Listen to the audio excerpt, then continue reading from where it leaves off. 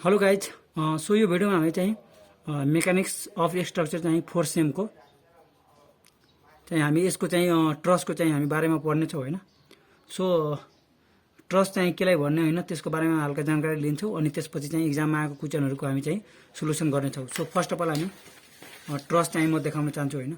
अब जुन चाहिँ यहाँ पिनले कनेक्टेड हुन्छ होइन, यस्तो चाहिँ हुने यस्तो स्ट्रक्चरलाई चाहिँ हामी ट्रस भन्छौँ होइन। जुन चाहिँ अब यस्तो नि हुन सक्छ होइन।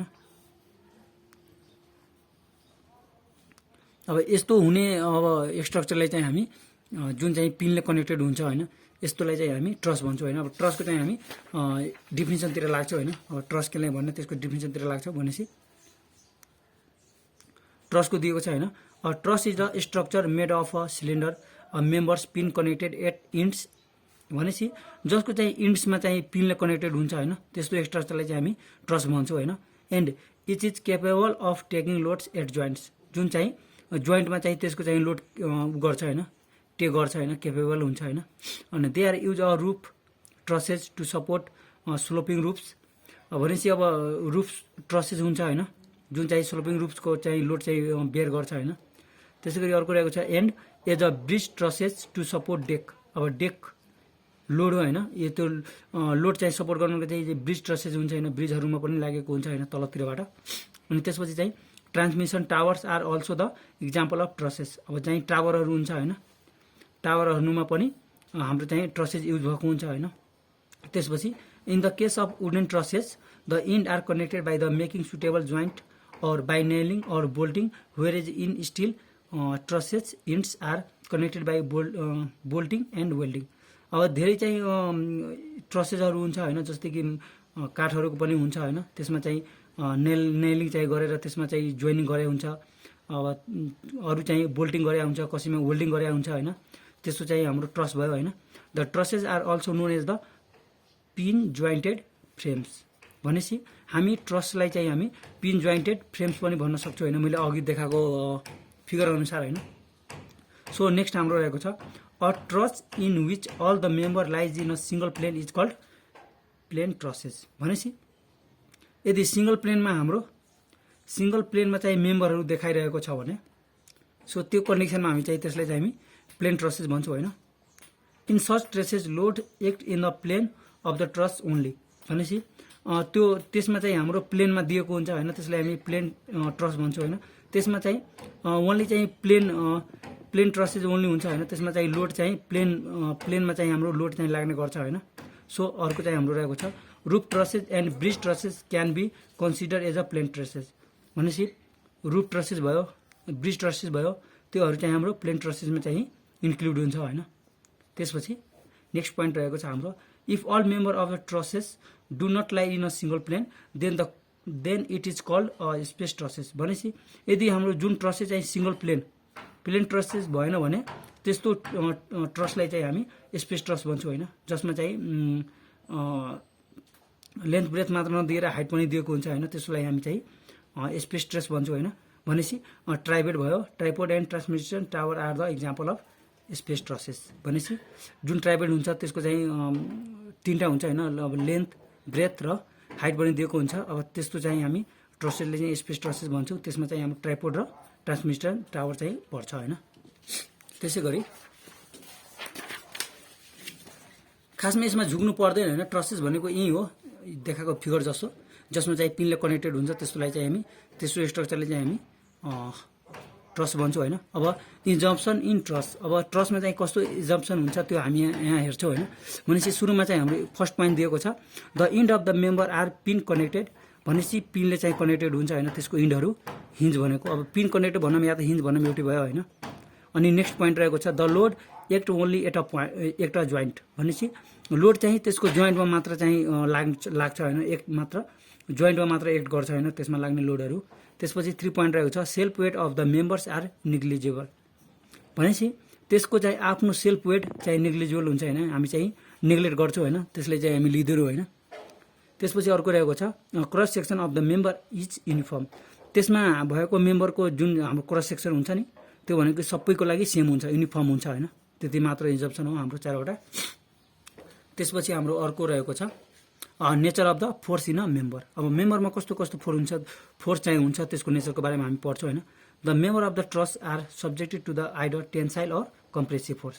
भनेपछि जुन हाम्रो यो ट्रस छ होइन, यो ट्रसमा चाहिँ एबी एउटा मेम्बर छ, बीसी एउटा मेम्बर छ, सिडी पनि एउटा मेम्बर छ, डिई मेम्बर छ, एई मेम्बर छ, बिई मेम्बर छ, सिई मेम्बर छ होइन। यो मेम्बरमा चाहिँ हाम्रो दुईवटा फोर्स हुन्छ होइन, या त टेन्साइल हुनसक्छ, टेन्साइल यसमा चाहिँ हाम्रो अपोजिट साइन हुन्छ होइन। यदि यतातिर हाम्रो साइन गयो भने त्यो भनेको कम्प्रेसिभ हो, र यदि भित्रतिरबाट हाम्रो भित्रतिर यदि साइन गयो भने त्यो भनेको हाम्रो टेन्साइल हो। टेन्साइल र कम्प्रेसिभ दुईवटा मात्र हाम्रो फोर्स चाहिँ मेम्बरमा लाग्ने गर्छ होइन। त्यसपछि a typical truss ABCD is loaded at a joint E. अब फिगरमा हेरे जस्तै, अब यहाँ फिगरमा हेरिराख्नु भएको छ तपाईँहरू। अब एबिसिडी ईमा चाहिँ यसमा भनेपछि हाम्रो लोड चाहिँ ई पोइन्टमा लागिरहेको छ, ई पोइन्टमा चाहिँ देखाएको छ होइन। त्यसपछि चाहिँ the member BC is subjected to compressive force C as shown is a figure. भनेपछि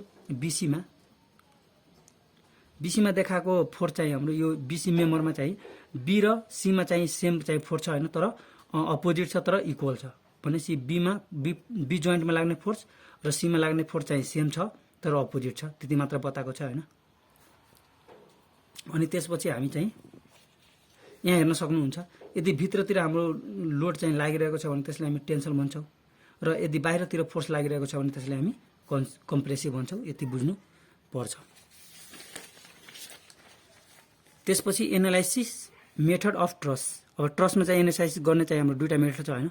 दुईवटा यहाँ त तिनवटा दिएको छ होइन, तर यो जुन हाम्रो थर्डमा छ नि ग्राफिकल मेथड, यसलाई चाहिँ हामी पढ्नु पर्दैन होइन, यसको खासै उ छैन होइन। हामीले पढ्नुपर्ने भनेको एउटा जोइन्ट मेथड हो र एउटा चाहिँ सेक्सनल मेथड। खासमा हाम्रो सेक्सनल मेथड चाहिँ इक्जाममा सोध्दैन होइन, हामीले चाहिँ सोध्ने भनेको जोइन्ट मेथड मात्र हो। त्यो कहिलेकाहीँ रेयर मात्र हो, त्यो धेरै रेयरमा चाहिँ यो सेक्सनल मेथड सोध्छ होइन। त्यो पनि इजी नै छ, त्यति गाह्रो पनि छैन, तर जोइन्ट मेथड अलि इजी छ होइन। खासमा हामी भनेपछि जोइन्ट मेथडबाट बनाउने गर्छौँ होइन। तिनवटा हाम्रो चाहिँ मेथड भयो होइन। त्यसपछि अब चाहिँ हामी step in a joint method. अब जोइन्ट मेथडमा चाहिँ कुन स्टेप चाहिँ हामी फ्लो गर्नुपर्छ त्यो स्टेपको बारेमा यहाँ चाहिँ हामी कुरा गर्छौँ होइन। सो पोइन्ट नम्बर 1मा दिएको छ calculate reaction at the support. अब दुईवटा सपोर्ट छ, तिनवटा सपोर्ट छ, जति एउटा सपोर्ट भए पनि पहिले चाहिँ हामी सपोर्टको रिएक्सन निकाल्छौँ होइन। त्यसपछि सेकेन्ड पोइन्ट रहेको छ make a direction of force in the entire member. अब चाहिँ मेम्बरमा चाहिँ कस्तो फोर्स लागिरहेको छ, कम्प्रेसिभ हो कि टेन्साइल हो, त्यसको हामी डाइरेक्सन देखाउँछौँ होइन। त्यसपछि select a joint where only two members is unknown. हामी त्यस्तो जोइन्ट हामी चाहिँ सिलेक्ट गर्छौँ होइन, त्यहाँ मात्र हाम्रो चाहिँ दुईवटा मेम्बर चाहिँ अननोन हुनु पर्यो होइन। किनभने हामीसँग जोइन्ट मेथडमा हामीसँग दुईवटा मात्र इक्वेसन छ होइन। एउटा चाहिँ टोटल भर्टिकल फोर्स 0 र टोटल होरिजेन्टल फोर्स 0।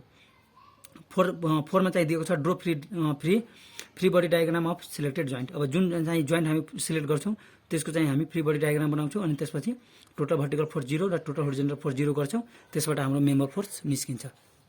र अर्को चाहिँ हामी यसको त इक्जाम्पल हामी पछि हेर्छौँ होइन, अनि बुझिन्छ होइन। अहिलेलाई हामी चाहिँ एउटा जोइन्ट मेथडको हेरिसक्यो होइन, र एउटा चाहिँ हामी सिलेक्सन मेथडको पनि हेर्छौँ होइन। Step in selection method. Selection मेथडमा के भन्छ भने फर्स्ट पोइन्टमा चाहिँ हाम्रो रहेको छ क्याल्कुलेट रिएक्सन एट सपोर्ट। जुन सपोर्टमा हामी चाहिँ सपोर्टको चाहिँ जुन हाम्रो सपोर्ट हुन्छ होइन, त्यसको चाहिँ हामी पहिला रिएक्सन क्याल्कुलेट गर्छौँ होइन। त्यसपछि the trust is split into 2 parts by passing and imaginary selection. Suppose यदि यो हाम्रो ट्रस्ट छ भने यदि हामीले चाहिँ बिसी अनि सिई र डिई निकाल्नु पऱ्यो भने एउटा हामी हामी इमेजरी सिलेक्सन गर्छौँ होइन। किनभने यो तिनवटा मेम्बरलाई काटेको छ, यो चाहिँ हामी एउटा सिलेक्सन गर्छौँ होइन।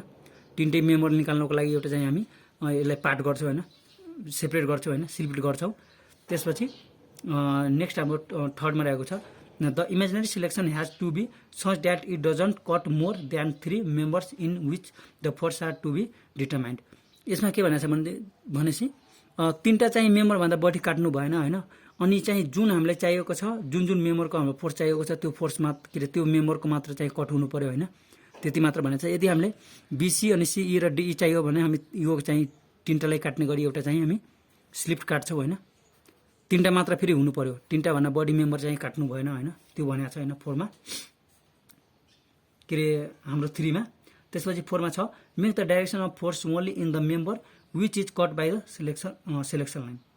यसमा के भनेको छ भन्दाखेरि हामी चाहिँ फोर्सको चाहिँ हामी डाइरेक्सन चाहिँ मेम्बर चाहिँ जुन चाहिँ मेम्बरको ऊ छ होइन त्यसको चाहिँ हामी डाइरेक्सन चाहिँ ऊ गर्छौँ होइन। अब जुन चाहिँ जुन मेम्बर चाहिँ यहाँसम्म कट भएको छ होइन, जुन चाहिँ सिलेक्सनबाट कट भएको छ त्यसको चाहिँ हामी डाइरेक्सन देखाउँछौँ होइन। त्यसपछि 5 मा दिएको छ the condition of equilibrium are applied for the one part of the trussed and the unknown force in. अब जसमा चाहिँ हाम्रो